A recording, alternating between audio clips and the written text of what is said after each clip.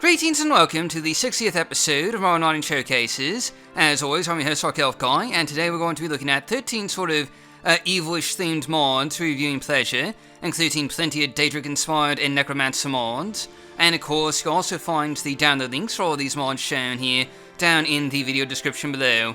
So let's go ahead and get started with our popular mod of the week, which this time around is Divine Dagoth by St. Jiub.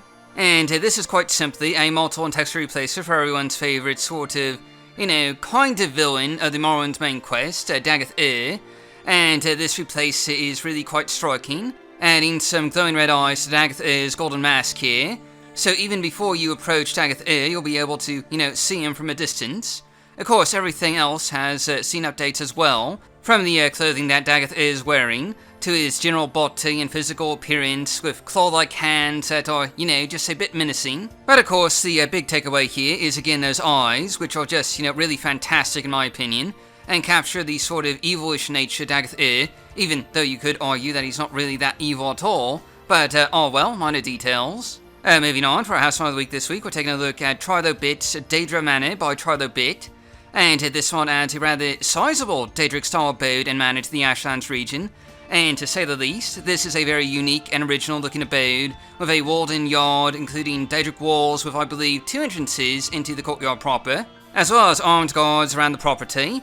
And the house itself is certainly, quite interesting to look at, using a very custom design, with large open balconies and towers that you can climb up to get some, really fantastic views of the region. And, this is one of the amazing advantages of the Daedric tile set, because you can make all sorts of these custom buildings with Daedric tile pieces, thanks in large part to their open-ended floor and ceiling pieces. So there's a lot of, creative potential to use them to build some really cool and epic-looking structures, like this one. Or, Lord Vastian's Manor, which we saw way back when, or any number of Daedric tower mods. I do wish people would, take advantage of this tile set more often, though, given everything that you can do with it. There just aren't that many mods to take full creative potential of these vanilla resources, and there's just so much you can do with them. But anyway, moving on, this abode does come with an outdoor merchant with 2,500 bartering gold, and some Daedric weapons to sell if you're, so inclined to buy a few. And that's pretty much most of the outdoor content here. So moving on inside, you'll find a pretty large and epic grand entry hall here, with, access to pretty much every other room in this decidedly unique abode. And this entry hall, of course, doubles as your own personal throne room, complete with an actual throne, guards and unique Daedric armor, Daedra at your beck and call, and even a skull that you can use to teleport back home whenever you want, at a slight cost though. Now, since this is a house mod, you can naturally expect to find a display hall here that you can use to show off your various collected items and artifacts and whatnot. And this is a pretty decent size, if a bit long, display hall, with display pedestals and the occasional chest for you to store your extra junk in. There's even a few skeletons in here for some reason, but again, this is evil themed, so there you go. And there's also an arena for you to fight in, all in this same sort of Daedric style, which includes an upper level where your minions can watch your, fighting powers, and basically you can use this pylon here to summon creatures to kill, though I suspect this may be based on leveled lists, so you won't get anything too challenging at the lower levels, at least not from what I can tell anyway.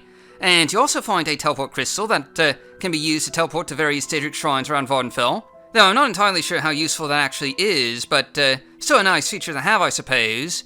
And there's also a rather nice-looking smithy down in the basement, in the middle of a giant pool of lava, naturally. And this smith can repair your gear, sell you various arms and armor, and not only that, but you can also make new armor sets for you, provided you have all the necessary ingredients on you. And there's a handy book here that lists all the required items that you'll need.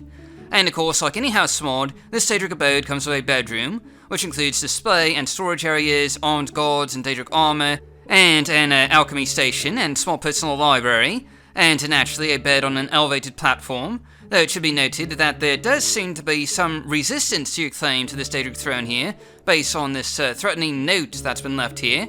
Moving on though, there's also a kitchen and dining room, with cooking pits where a variety of poor creatures are being roasted, as well as a Daedric-style dining area, with quite a few seats for your minions or your guests, and there's also a winged twilight bartender, where you can purchase a variety of booze-related drinks for your consumption. And finally, there's also a dungeon underneath your new Daedric Manor that you can fight through and explore if you so desire.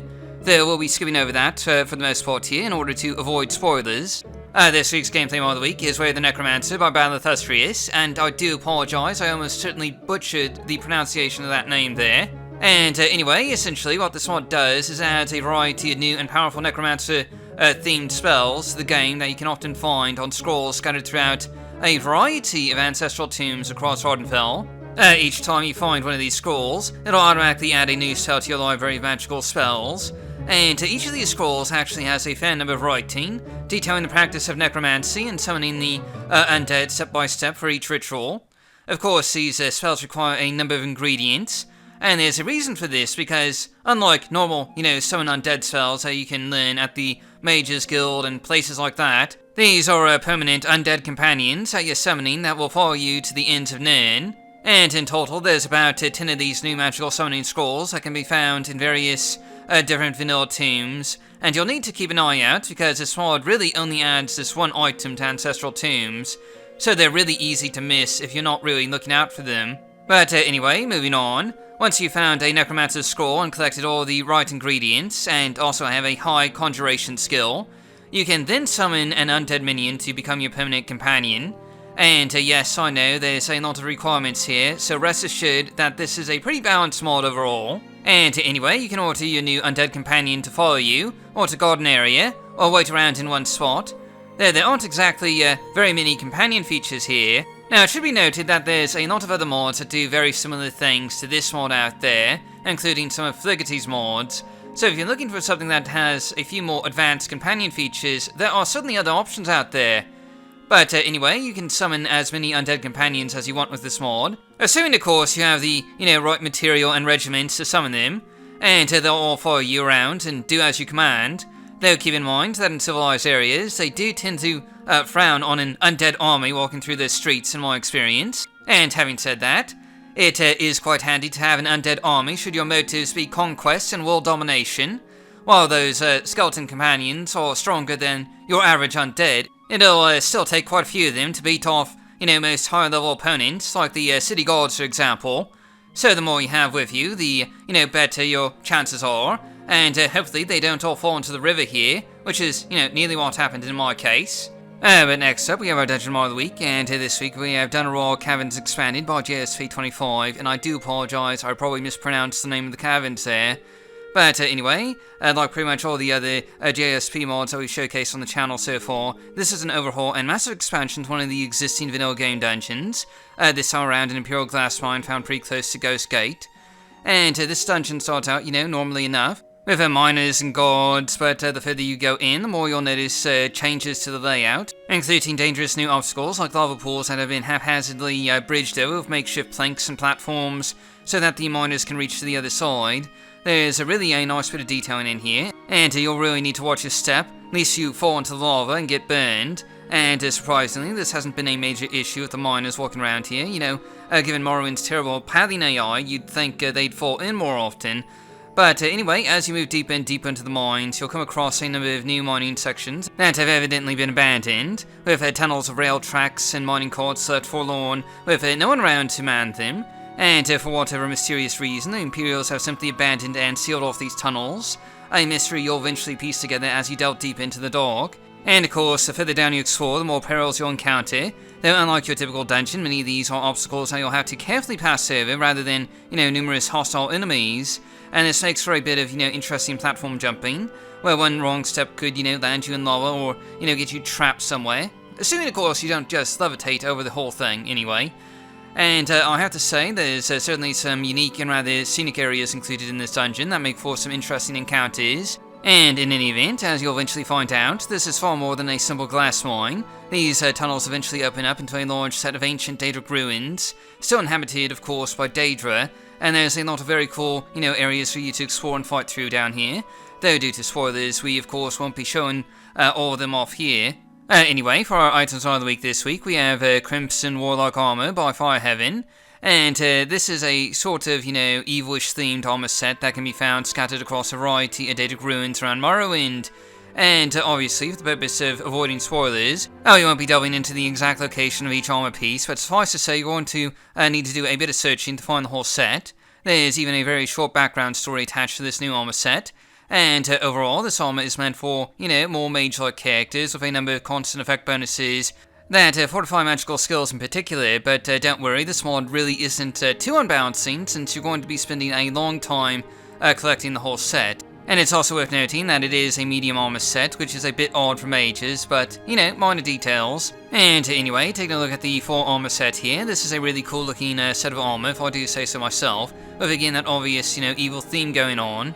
And it's a sort of, interesting mix between Daedric armor and more traditional mage-style robes and garbs, such as that wizard's hat that comes with it. There's also some rather curious chains incorporated into the design here that seem to be entirely cosmetic, but in any event, if you're looking to become an evil mage or a necromancer and, kind of need to look the part here, this armor certainly, does the trick, ensuring that your character will look stylish even as you're ripping souls out of your victims for nefarious purposes or, whatever else that you have in mind. I'd definitely recommend checking this armor mod out if you're in the market for a new, sort of evil mage look.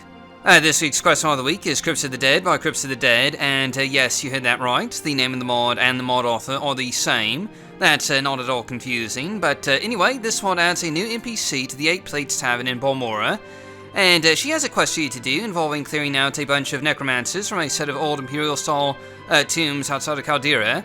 You'll find this crypt here outside the Caldera city gates, and it's worth noting that it does indeed use the Barabbas crypt resources, including a small exterior graveyard that's walled off from the surrounding area, and there's even a ghost out here guarding the entrance. Now, as you might expect, this is actually a fairly straightforward dungeon delving quest that you have to do. You just have to fight your way through the crypts here, killing everything that gets in your way until the crypts are, completely cleared. Sounds simple, right? Well, this is a fairly mid-sized dungeon, so it might take you a little while to get through it.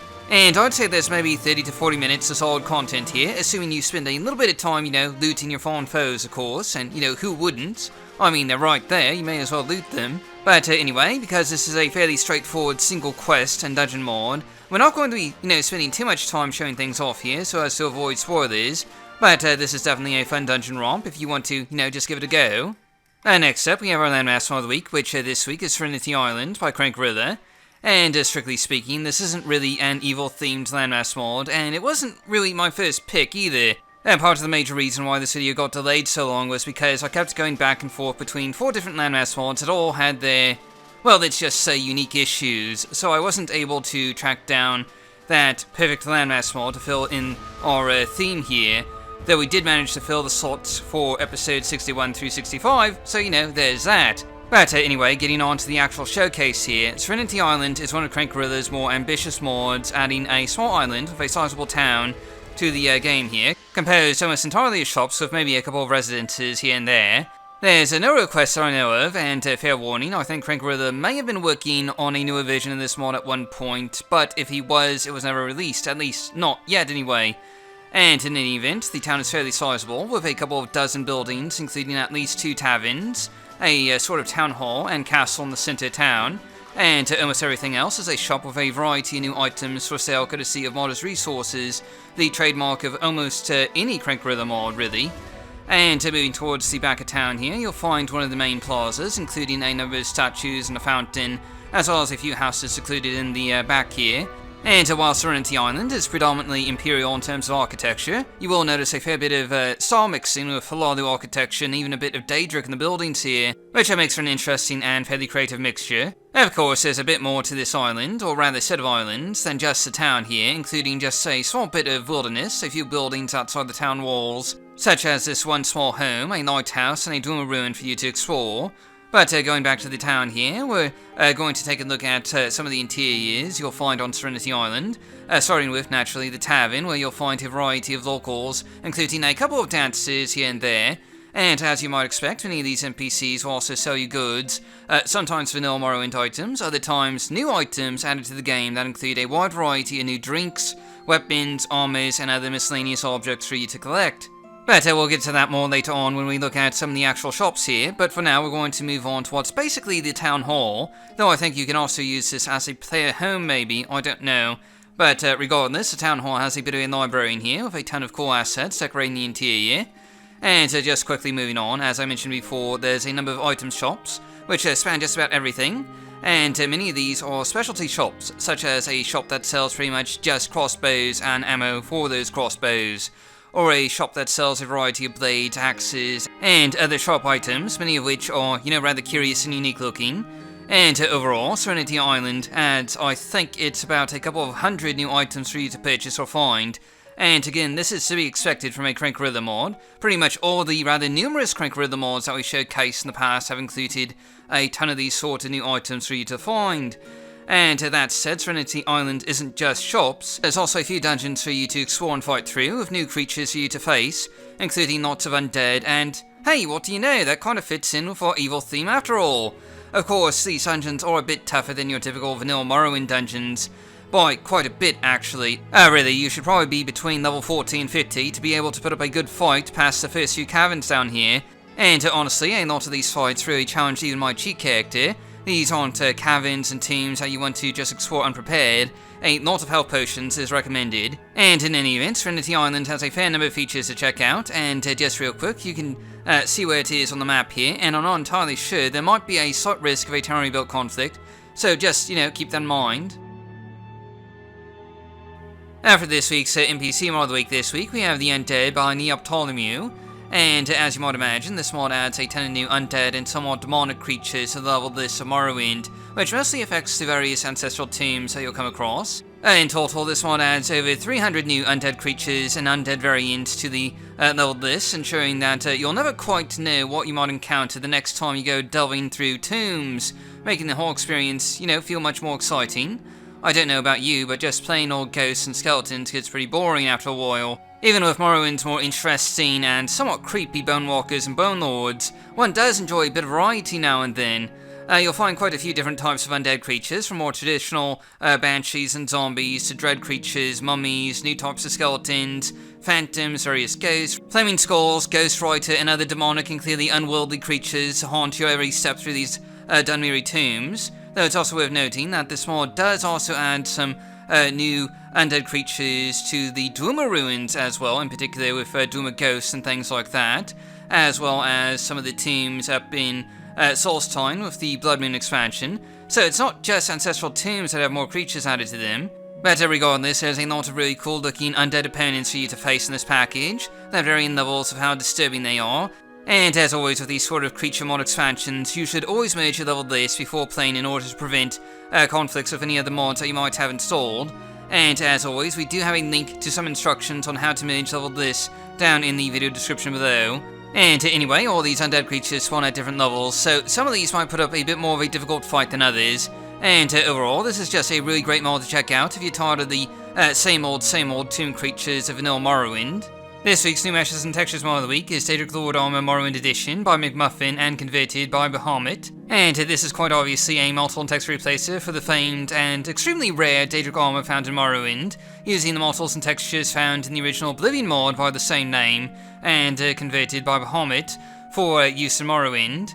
To say the least, these are some really beautiful and highly detailed replacers that add a new shine to the classic Daedra Armor set. And I mean that literally. You'll notice the Daedra Armor here has a bit of a reflective shine with this replacer that it didn't back in, vanilla Morrowind. There's also some rather interesting cosmetic design changes as well, with Daedra glittering engraved in the armor here and there, and also some rather, large and menacing looking spikes along the back, which reminds me more of an Oblivion artistic style rather than a Morrowind one, but again, this was originally an Oblivion mod, so that's to be expected. This mod also replaces the bound armor that you can cast in the game, giving it a slight cosmetic change so it looks different from the standard Daedra armor that you can find around Vardenfell. Most notably, it has a sort of bluish outline rather than the standard red outline of your typical Daedra armor set. And this is a pretty cool feature in my opinion, because it means that summoned armor looks a fair bit different from the other armor pieces, and more variety is always a good thing in my book. And it should also be mentioned that this mod touches on the Dremora as well, and also includes replaces for all the major Daedric helms, I believe, and adds one new Daedric weapon to the game as well. It might not be the most vanilla-friendly replacer out there, but it's definitely very cool looking and definitely worth checking out. Next up we have our Mars Resource mod of the week, and this week we have lots more Nope Creatures Resource Pack by Autoclock.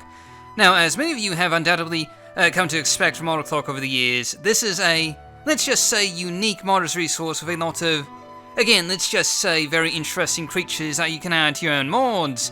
Most of these are nightmarish spider beasts, which is moderately terrifying, I have to say. I personally hate spiders myself, Just saying the word spider makes me look around the room, waiting, watching for an attack that can come from anywhere.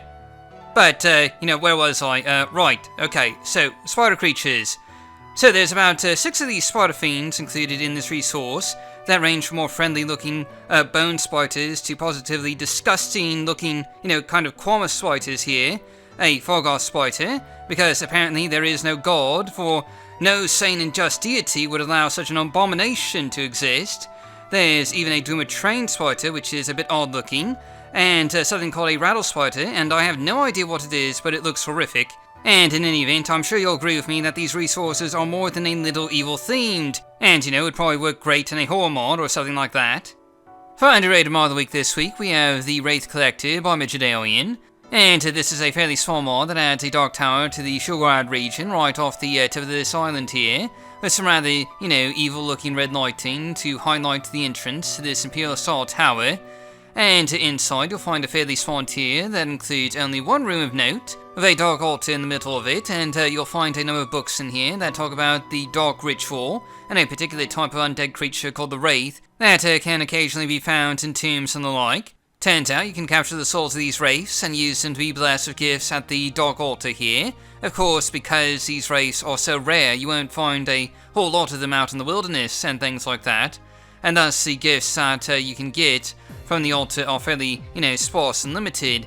But anyway, up on the top of the tower you'll find your first wraith, and you'll need to soul trap it, and luckily the soul has a pretty low value, so any old soul gem will, work in this case. And once you have the soul, you can just, head on back down to the altar and perform a dark ritual, which will give you a constant effect bonus, and this constant effect bonus basically increases your magicka by only 1 point, but at the cost of making your weakness to magicka attacks, greater.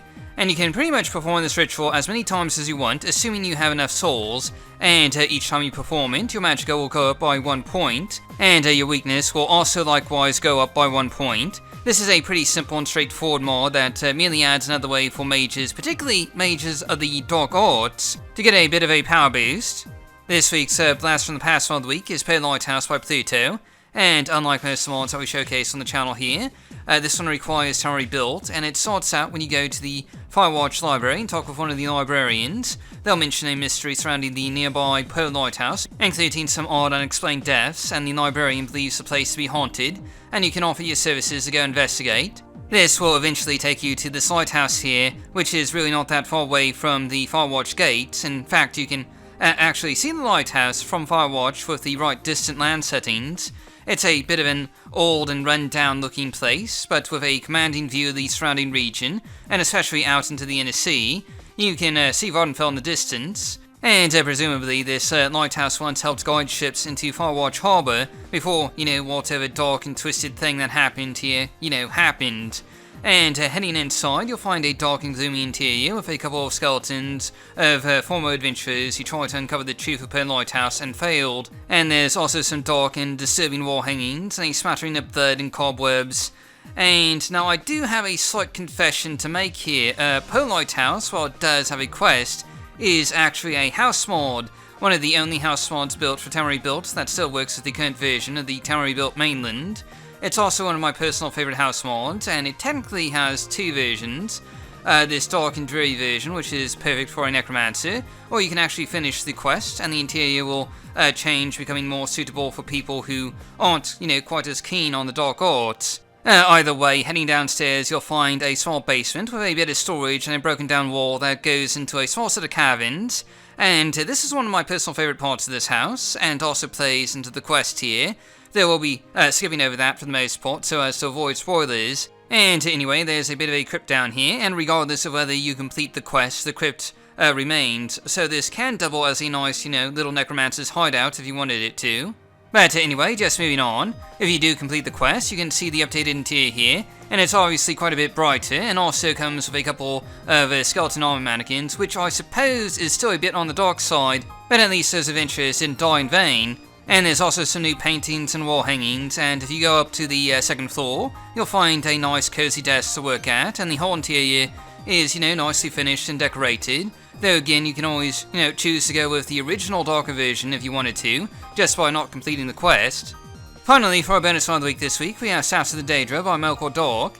And this mod adds a number of unique Daedric staffs to the game world of Morrowind, hidden in various shrines, and each one has a figurine of one of the Daedric lords carved into the top of it. And this isn't really a big mod or anything, so much as it is a sort of collectible item mod, and you'll need to keep your eyes out to find each staff, since some of them are hidden, while others are, out in the open. And in addition to adding a bunch of new collectible items, this mod also adds a new small shrine for you to discover, dedicated to Mafalda, though its exact location is, sort of hidden, and you'll have to find it for yourself.